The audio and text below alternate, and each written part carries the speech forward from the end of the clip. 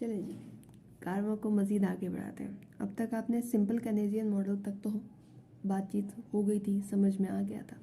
अब हम देखेंगे कि केनेजियन सिस्टम में मनी क्या रोल प्ले करता है, इंटरेस्ट रेट की डिटर्मिनेशन कैसे होगी, इनकम की कैसे होगी।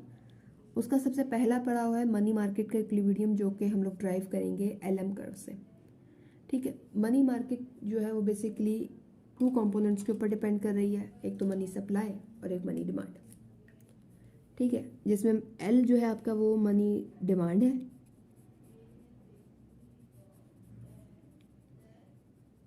और एम जो है वो आपका मनी सप्लाई। मनी सप्लाई जो है वो बेसिकली एक्सोजेसली जो है वो कांस्टेंट होता है, यानी कि इंटरेस्ट रेट से टोटली इनसेंसिटिव है। ठीक है, वो उसको बिल्कुल फ़र्क नहीं पड़ता इंटरेस्ट रेट कम हो रहा है या ज़्यादा हो रहा है, वो फिक्स्ड है।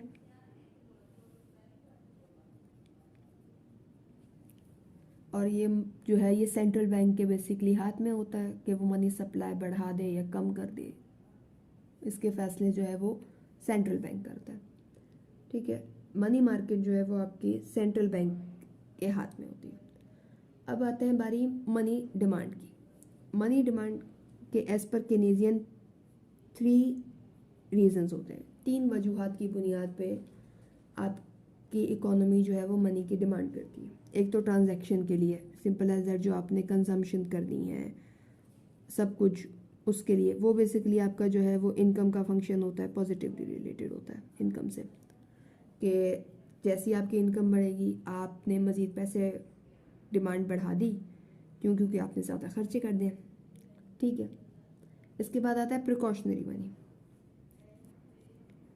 प्रिकॉशनरी मनी बेसिकली वो होता है जो आपने एहतियातन अपने पास रखे होते हैं ड्यू टू, अगर मैं कोई रियल लाइफ एग्जांपल दूं तो हेल्थ की वजह से कोई एकदम बीमार पड़ जाए तो आपको डॉक्टर की फीसेस देनी है, या ये वजूहत है, या अगर एकदम से प्राइसेस में कोई चेंज आ जाता है तो और इन्फ्लेशन बढ़ जाती है एकदम, तो आप वो पैसे निकाल के इस्तेमाल कर सकते हैं।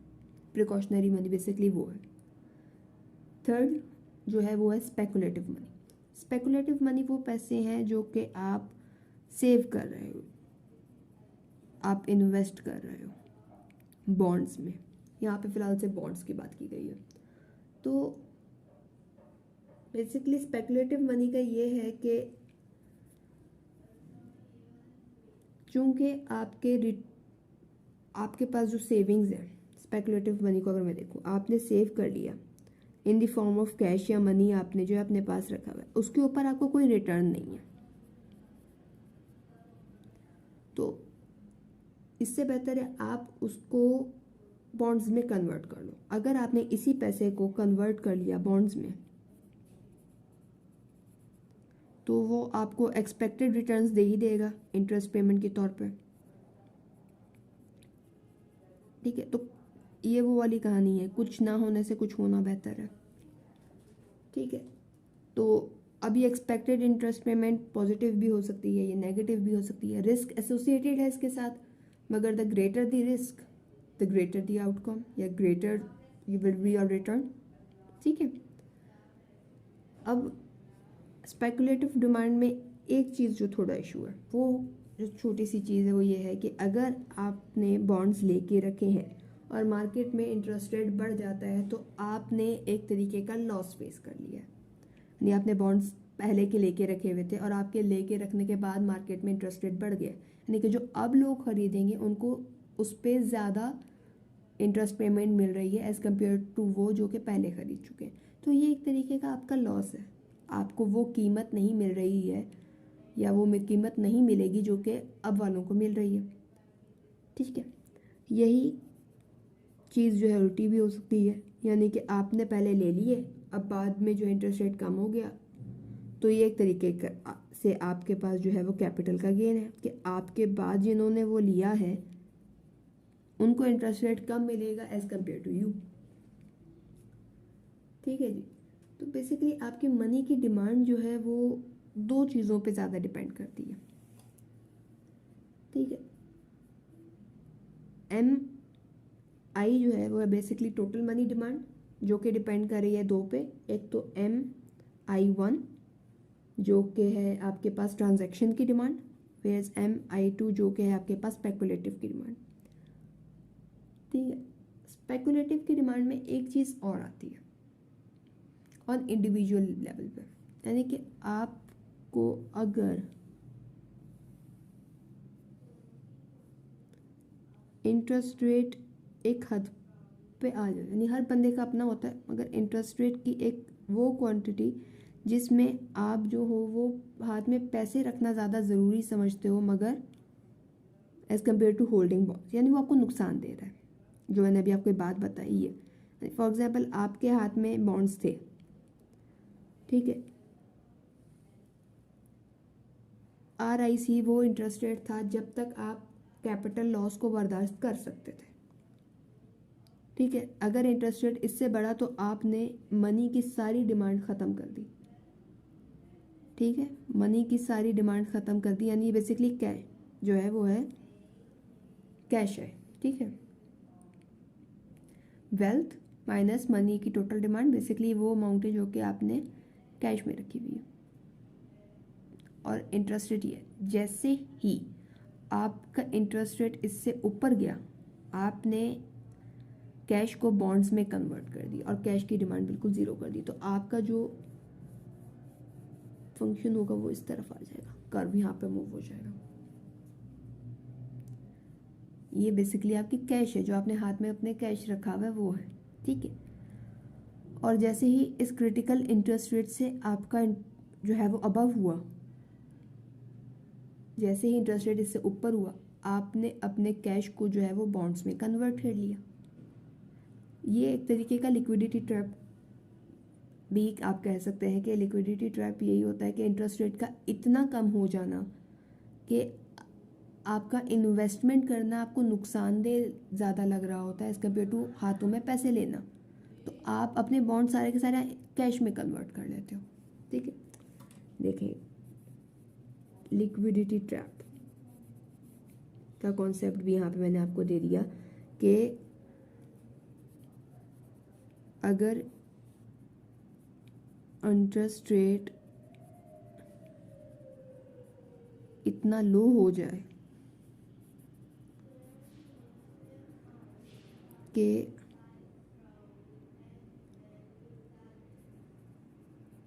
बॉन्ड्स रखना नुकसानदेह हो, जो है वो कैपिटल लॉस दे रहा हो,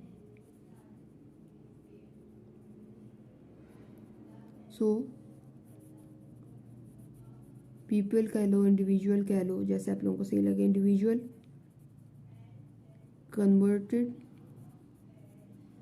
देयर बॉन्ड्स इनटू कैश। ठीक है, ये तो एक इंडिविजुअल लेवल का था। अब नो ऑन एग्रीगेट लेवल पे आपका स्पेकुलेटिव मनी डिमांड जो है वो कुछ इस तरीके से नोट होती है। ठीक है, ये आपके पास जो है ये है MI2। ठीक है जी,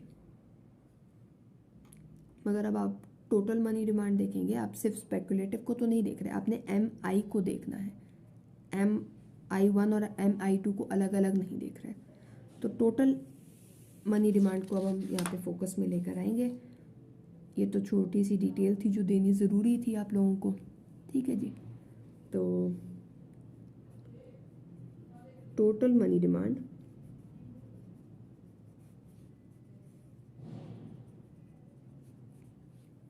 जो कि है MD is the function of Y and R।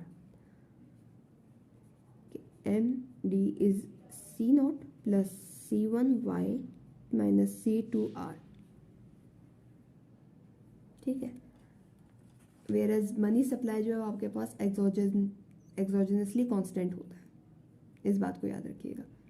ठीक है जी, तो MS जो है वो आपके पास एक्सोजेनसली कांस्टेंट है। तो आप जो है वो मनी मार्केट की इक्विलिब्रियम जो है उसको कैसे डिटरमाइन करेंगे ग्राफिकली।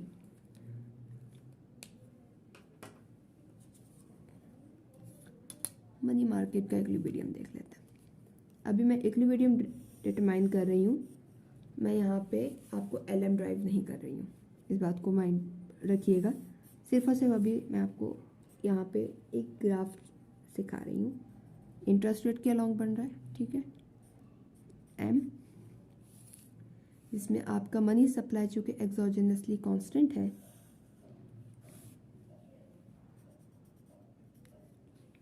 और आपका मनी डिमांड जो है वो एक डाउनवर्ड स्लोपिंग कर्व है। जहाँ इंटरसेक्ट हो रहा है ये इक्विलिब्रियम का पॉइंट है, और इंटरेस्ट रेट इक्विलिब्रियम का R। ये आपके पास मनी मार्केट का इक्विलिब्रियम मार्केट हमारे सामने आ गई, ठीक है। अब हम लोग चलते हैं LM की डेरिवेशन पर, ठीक है।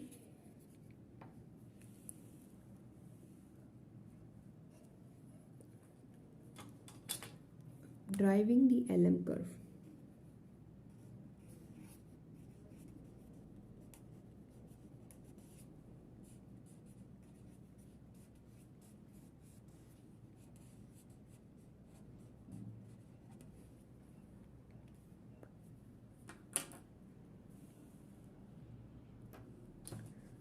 एक तरफ मैं मनी मार्केट का इक्विलिब्रियम बनाऊंगी, दूसरी तरफ ही मैं LM के लिए प्लॉटिंग कर रही हूँ।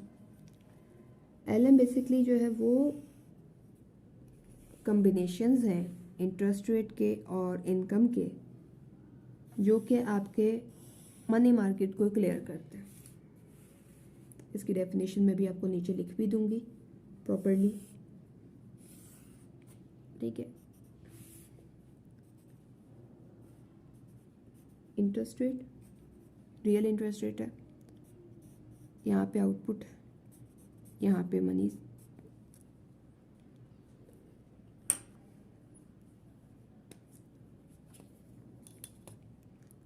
पहले तो मैं बना रही हूँ मनी सप्लाई जो कि एक्सोजेनसली कांस्टेंट है। चलें जी, अब हम लोग LM की डेरिवेशन पे काम शुरू कर रहे हैं। मैंने एक तरफ मनी मार्केट का इक्विलिब्रियम बना दिया है, दूसरी तरफ हम यहाँ पे LM को ड्राइव करेंगे, ठीक है। मनी डिमांड का मैंने आपको बताया था कि वो Y0 यानी कि आपके आउटपुट का फंक्शन होती है, ठीक है। और LM बेसिकली जो है वो आपकी, चलो मैं इसकी डेफिनेशन पर ड्राइव हो जाए उसके बाद बताऊँगी, ताकि आप लोग आखिर तक इस वीडियो को देखें, ठीक है। चले, तो बेसिकली मनी पॉइंट A के ऊपर जो है वो मनी मार्केट इक्विलिब्रियम पे है, ठीक है, और M यहाँ पे आपका फिक्स्ड है, ठीक है, मनी सप्लाई। Y0 और R0 पे आपका मनी मार्केट जो है वो इक्विलिब्रियम पे आ रही है। अब फॉर अज्यूम कर रही हूँ यहाँ पे कि आपका जो आउटपुट है वो Y1 हो गया, बढ़ गया। आउटपुट के बढ़ते ही आपका मनी डिमांड भी पॉजिटिवली जो अफेक्ट होता, यानी कि बढ़ जाएगा, यहाँ पे आ गया मनी डिमांड 2 Y1, ठीक है, R1, ठीक है। इसी तरीके से Y1 से भी बढ़ के Y2 पे चला गया, तो फिर इस पॉजिटिवली अप चला जाएगा,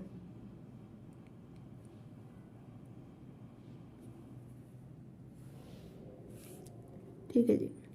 मनी डिमांड 3 Y2 पे चला गया, ये पॉइंट हो गया C,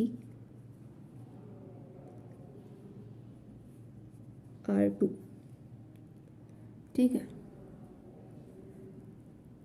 अब इसमें क्या है कि अब हमारे पास 3 अवेलेबल हैं, R0 और Y0, R1 and Y1, R2 and Y2, ठीक है। तो इन तीनों को हम लोग यहाँ पे प्लॉट कर लेते हैं। ये R1 का आ गया, R0 का आ गया, ये R1 आ गया, और ये R2 आ गया, नॉट R1 R2, ठीक है। सेम से यहाँ पे Y0 Y1 एंड y2। जब यहाँ पे मैं इसके पॉइंट्स बनाऊंगी तो ये कुछ पॉजिटिवली स्लोप्ड कर्व बनेगा, ठीक है। इसको ये मैंने बिल्कुल परफेक्टली सीधे नहीं बना रहे हैं क्योंकि मैंने ये मेजर करके नहीं बनाया यहाँ पे। ये जो है ये आपका एलएम कर्व है। तो अब एलएम कर्व की डेफिनेशन, ठीक है। LM curve is a schedule with different bundles of y and r। y and r basically आपका income and interest rate, which clears the money market।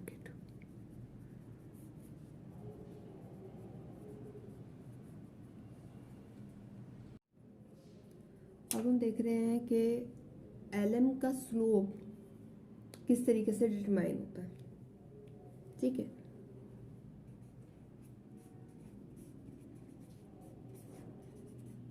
Slope determination, ठीक है। अब मनी सप्लाई तो हमारे पास constant है, रह गया सिर्फ और सिर्फ मनी डिमांड। तो अब हम उसको देख लेते हैं, ठीक है।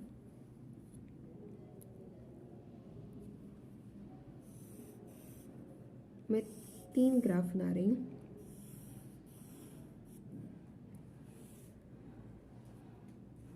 एक में मैं मनी डिमांड को स्टीपर रखूँगी, यानी कि इनसेंसिटिव होगा, या आप इनइलास्टिक कह लें, इनइलास्टिक टू इंटरेस्ट रेट होगा, ठीक है। दूसरे में मैं उसको फ्लैटर रखूँगी, यानी कि इलास्टिक रखूँगी।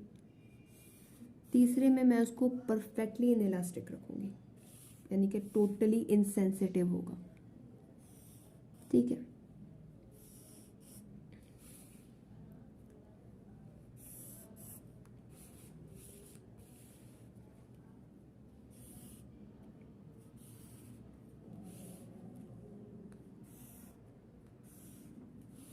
ठीक है जी। अब यहाँ पे मनी सप्लाई अपनी जगह कांस्टेंट है,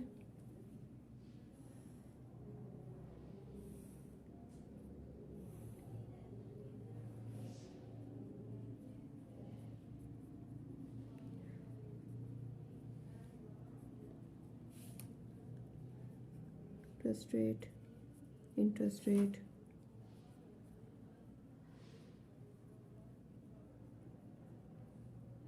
आगे हम एलएम को ड्राइव कर रहे हैं, तो यहाँ पे एलएम का कर्व आएगा, ठीक है। तो इंटरेस्ट रेट एंड आउटपुट, पहले तो मैं यहाँ पे एक स्टीपर मनी डिमांड को कर रही हूँ, ठीक है, यानी कि इनइलास्टिक। पहला मनी डिमांड, दूसरा मनी डिमांड, ठीक है। फिलहाल यहाँ इतनी जगह नहीं है कि मैं तीसरे को भी एडजस्ट करूँ, फिलहाल हम 2 पे कर रहे हैं, ठीक है। Simple as an money demand जो है y0 है और फिर y1 है। आउटपुट सेम यूनिट से बढ़ रहा है, ठीक है। तीनों के अंदर हम लोग इसी चीज़ को देखेंगे कि y0 से बढ़ के y1 पे गया है आउटपुट, ठीक है। ये इंटरेस्ट रेट को अब यहाँ पे हम प्लॉट कर लेंगे, ठीक है। यहाँ पे मैं सेम फ़र्क से जो है यहाँ पे आउटपुट को मार्क कर रही हूँ y1 और y0, ठीक है जी।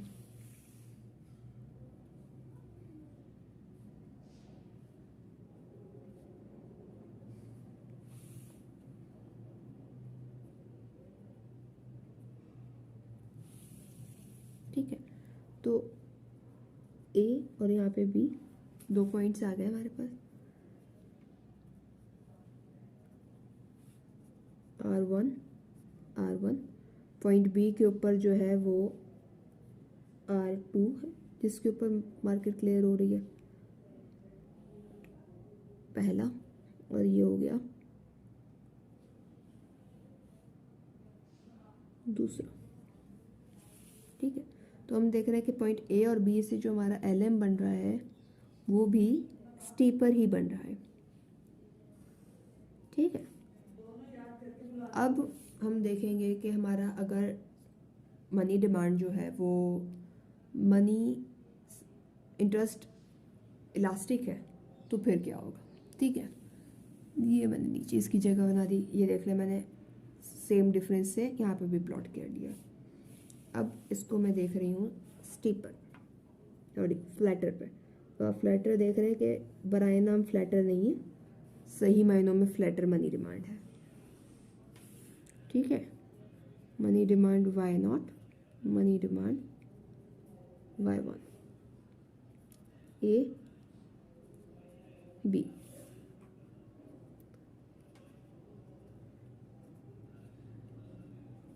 बी पे आ जाओ, ये R1, ये R2, R1, R2। अब हमारे पास दोनों मार्केट क्लियरिंग के पॉइंट्स हैं। ठीक है, अब यहाँ प्लॉट कर लेंगे, फिर ये R1 से यहाँ पे जाएगा, तो ये हम देख सकते हैं कि LM जो है हमारा फ्लैटर बना है। तो ये चीज़ तो हमें समझ में आ गई कि मनी डिमांड से हमारे LM का कर्व जो है वो डिटरमाइन हो रहा है। अगर हमारा मनी डिमांड जो है वो फ्लैटर है तो LM भी फ्लैटर होगा, अगर हमारा मनी डिमांड जो है वो स्टीपर है तो LM भी स्टीपर होगा, और अगर हमारा मनी डिमांड जो है वो परफेक्टली इनइलास्टिक है with respect to interest rate तो हमारा LM भी वैसे ही होगा, यानी कि वो इंटरेस्ट रेट से अफेक्ट नहीं हो रहा होगा।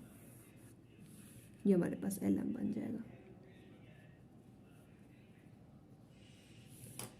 ठीक है, अब उम्मीद करती हूँ ये चीज़ क्लियर हो गई होगी। इसके बाद अब हम चलेंगे फैक्टर्स जिनकी वजह से ये शिफ्ट होते हैं। जी, अब हम देखने लगे हैं कि LM जो है वो शिफ्ट किन किन फैक्टर्स की वजह से होता है। सबसे पहला केस जो हम कर रहे हैं वो कर रहे हैं इंक्रीज इन मनी सप्लाई, यानी कि सेंट्रल बैंक ने जो है वो मनी सप्लाई को बढ़ा दिया। ठीक है, तो at the same money demand money supply जो है वो आगे की तरफ शिफ्ट हो गया।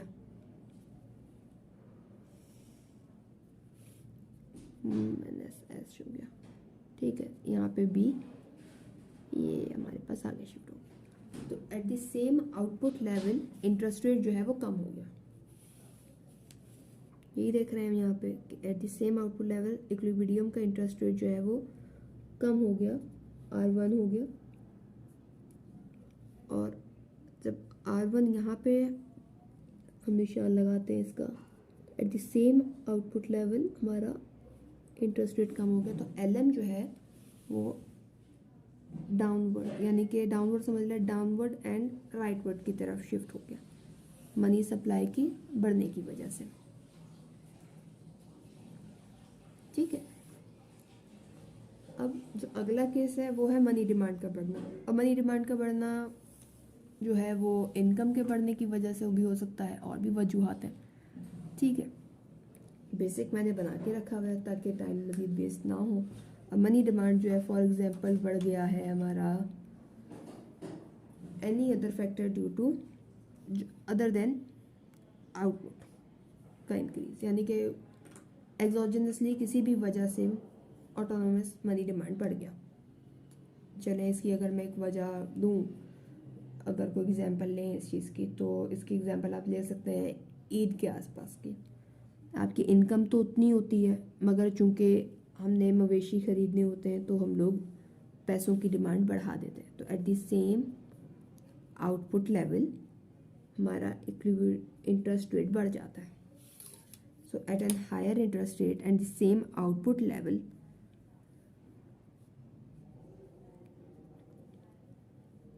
हमारा जो मनी मार्केट है वो आगे शिफ्ट हो जाएगा, यानी कि LM जो है वो बैकवर्ड एंड लेफ्टवर्ड शिफ्ट हो जाएगा।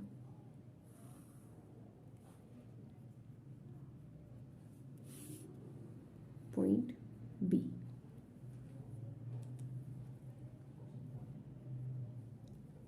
ठीक है। अब ये मनी डिमांड इंक्रीज़ भी हो सकता है, डिक्रीज़ भी हो सकता है, इसके पीछे वजूहत भी बहुत सारी हो सकती हैं जिसकी वजह से ये हुआ। अब आपको ये चीज़ें खुद माइंड में रखनी होगी, ठीक है। अब आखिरी चीज़ एलएम की इक्वेशन की डेरिवेशन, ठीक है। मैं इसको अलजेब्रिकली करवा रही हूँ फ़िलहाल। तो इक्वेशन की डेरिवेशन हम कर रहे हैं कि आपका money demand is equals to C0 plus C1Y minus C2R। Money supply is basically M, या M बार कर लें आप, ऐसे सही है। और LM जो होता है बेसिकली वो मनी मार्केट का इक्विलिब्रियम है। तो money demand is equals to money supply, ठीक है। तो C0 plus C1Y minus C2R is equals to M। इसको आपने अब R के लिए सॉल्व करना है, ठीक है। तो C0 minus M plus C1Y is equals to C2R, यानी मैंने R उस तरफ ले गई हूँ, R इस तरफ ले, M इस तरफ ले आई हूँ, M बार जो है, ठीक है। ये दोनों के दोनों कांस्टेंट है, ये इस तरफ रहेगा, ये स्लोप वेरिएबल है, ठीक है। अब मैं इसको R के लिए सॉल्व करूँगी तो C0 upon C2 minus M bar upon C2 plus C1 upon C2Y, ये जो है ये आपके पास LM की इक्वेशन ड्राइव हो गई है। सिंपल, बिल्कुल। ये तो इक्वेशन है। अब हमें इसका चाहिए स्लोप। तो स्लोप ऑफ LM आपने डेरिवेटिव ऑफ R लिया with respect to derivative of Y, जो आपके पास आ जाएगा C1 upon C2। Positively sloped है LM हमारा, पॉजिटिवली स्लोप्ड ही होता है, ठीक है। और C1 अपॉन C2, ठीक है, यानी कि C2 जो है वो हमारा इंटरेस्ट रेट का स्लोप था मनी डिमांड में, C1 जो है वो हमारा इनकम का स्लोप है, ठीक है। मगर मोस्टली हमारा किससे डिटरमाइन हो रहा था, C2 से डिटरमाइन हो रहा था, जो कि हमने अभी ग्राफिकल एक्सप्लेनेशंस में भी देखा, ठीक है। यहाँ पे हमने मनी मार्केट के इक्विलिब्रियम को डिटरमाइन कर लिया, इसके फैक्टर्स की शिफ्टिंग फैक्टर्स देख लिए,